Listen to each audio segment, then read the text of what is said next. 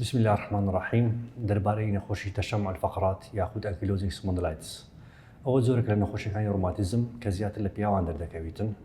ئەو کاری توژم بۆ نەخۆشیە دیار نییە، بەڵام بۆ ماوەی وارەوە هەندێک لە جینات وەکو جینی HLA-B27 دەوریان هەیە. ئەو کەسانە کە خزمی نزیشیان هەیە تووشی ئەو نەخۆشیە بووە یاخود ئەو جینیان هەیە جینی HLA-B27 ئەگەری توژبوونیان بە نەخۆشی تەشەمع الفقرات زیاتر لە خەڵکانی تر. ئەو نەخۆشیە لە جومەکانی دەژەداتن بە شێوەیەکی گشتی، بەڵام زیاتر لە پشت دەداتن، دەبتەوەی ئازار لە پشت یاخود لە لایەکی پشت بە تایبەتی سبەینان یاخود کاتی کە جوولەی نەبیتن لەگەر جوولە و ئازارە کەم دەبتەوە. جگە لە ئازار هەروەها ڕەقبوون دەبیتن لە پشت بەیانیان کە بۆ ماوەی زیاتر لە نیو سەعات دەخایەنی هەتا باش دەبیتن. جگە لە جومگەی پشت، جومگەی حەوز، جومگەی چۆک، جومگەی گۆزنگ هیشان ئەگەری توژبوونیان هەیە. ئەو جومگانە ئەستور دەبن، گەرم دادێن، هەروەها بە ئازار دەبن و ڕق دەبن. هەتا نەخۆش جوولەی زیاتر بیت هەتا ڕقبوونە باشتر دەبیت و ئازارێک کەم دەبتەوە، هەتا نەخۆش ئیسراحەت بکات و کەمتر بە جوولە بیتن، ئەو ڕقبوون و ئازارە زیاد دەبیتن.